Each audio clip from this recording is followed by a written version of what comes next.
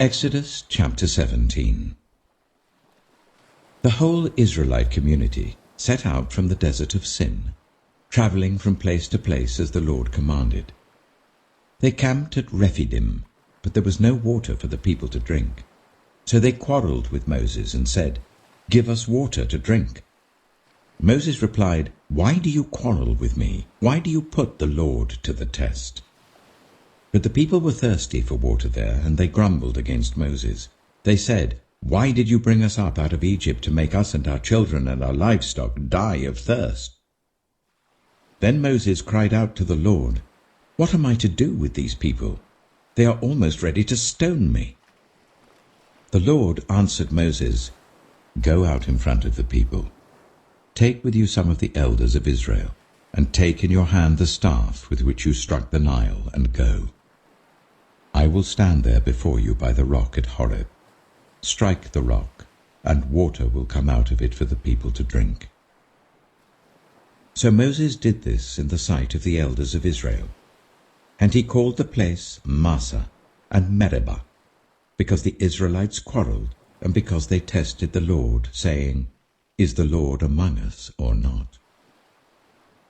The Amalekites came and attacked the Israelites at Rephidim. Moses said to Joshua, "Choose some of our men and go out to fight the Amalekites. Tomorrow I will stand on top of the hill with the staff of God in my hands." So Joshua fought the Amalekites as Moses had ordered, and Moses, Aaron, and Hur went to the top of the hill. As long as Moses held up his hands, the Israelites were winning, but whenever he lowered his hands, the Amalekites were winning. When Moses' hands grew tired, they took a stone and put it under him, and he sat on it. Aaron and Hur held his hands up, one on one side, one on the other, so that his hands remained steady till sunset.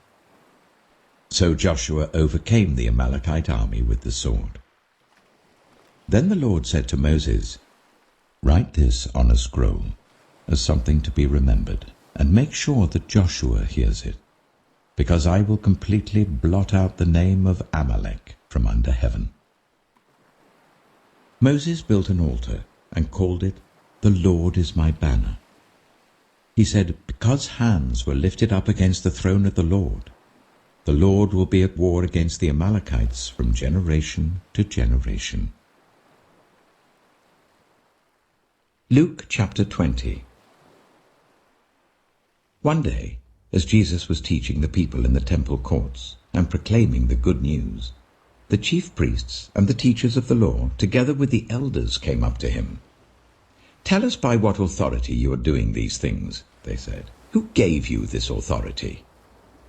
He replied, "I will also ask you a question. Tell me, John's baptism, was it from heaven or of human origin?" They discussed it among themselves and said, "If we say from heaven, he will ask, 'Why didn't you believe him?' But if we say of human origin, all the people will stone us, because they are persuaded that John was a prophet." So they answered, "We don't know where it was from." Jesus said, "Neither will I tell you by what authority I am doing these things." He went on to tell the people this parable. A man planted a vineyard, rented it to some farmers, and went away for a long time. At the harvest time he sent a servant to the tenants, so that they would give him some of the fruit of the vineyard. But the tenants beat him and sent him away empty-handed. He sent another servant, but that one also they beat and treated shamefully and sent away empty-handed. He sent still a third, and they wounded him and threw him out. Then the owner of the vineyard said, "What shall I do? I will send my son whom I love. Perhaps they will respect him." But when the tenants saw him, they talked the matter over. "This is the heir," they said. "Let's kill him, and the inheritance will be ours." So they threw him out of the vineyard and killed him. What then will the owner of the vineyard do to them? He will come and kill those tenants and give the vineyard to others. When the people heard this, they said, "God forbid."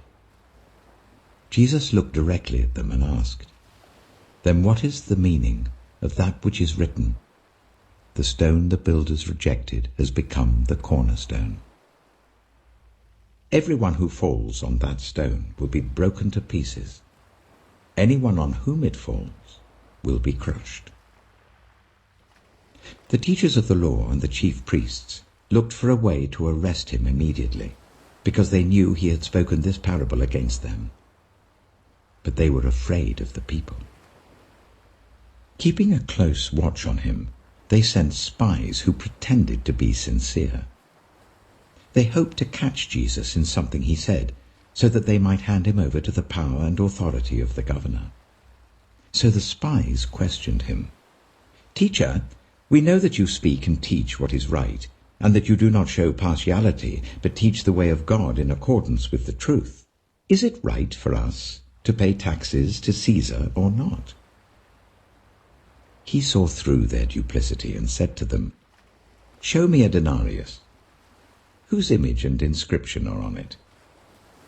"Caesar's," they replied. He said to them, "Then give back to Caesar what is Caesar's, and to God what is God's." They were unable to trap him in what he had said there in public, and astonished by his answer, they became silent. Some of the Sadducees, who say there is no resurrection, came to Jesus with a question.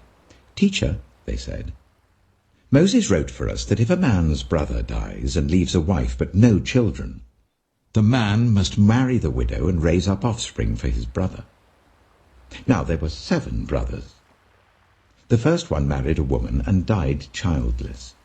The second and then the third married her, and in the same way the 7 died, leaving no children. Finally the woman died too. Now then, at the resurrection, whose wife will she be, since the 7 were married to her?" Jesus replied, "The people of this age marry and are given in marriage. But those who are considered worthy of taking part in the age to come and in the resurrection from the dead will neither marry nor be given in marriage. And they can no longer die, for they are like the angels. They are God's children, since they are children of the resurrection. But in the account of the burning bush, even Moses showed that the dead rise, for he calls the Lord the God of Abraham and the God of Isaac and the God of Jacob. He is not the God of the dead, but of the living, for to him all are alive." Some of the teachers of the law responded, "Well said, teacher." And no one dared to ask him any more questions. Then Jesus said to them, "Why is it said that the Messiah is the son of David? David himself declares in the book of Psalms, 'The Lord said to my Lord, sit at my right hand until I make your enemies a footstool for your feet.' David calls him Lord. How then can he be his son?" While all the people were listening, Jesus said to his disciples, "Beware of the teachers of the law. They like to walk around in flowing robes and love to be greeted with respect in the marketplaces and have the most important seats in the synagogues and the places of honor at banquets. They devour widows' houses and for a show make lengthy prayers. These men will be punished most severely."